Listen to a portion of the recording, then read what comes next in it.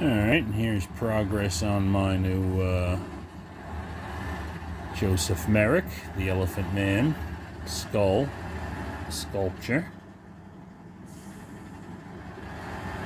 Just about done with the overall sculpture. I still got to go back in and fill in all underneath his jaw so I can mold it, but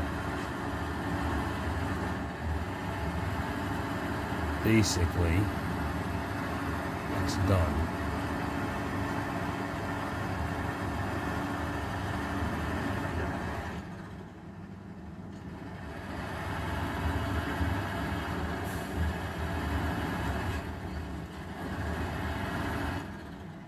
A lot of fun sculpting this guy.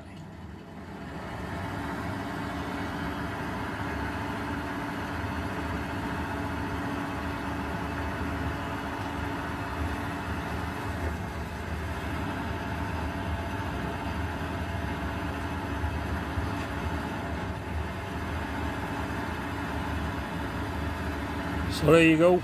Thanks for looking. This guy will be available as an unpainted resin model kit in, I don't know, a week or so. When I can afford more rubber, it'll get molded up. But there you go. Thanks for looking.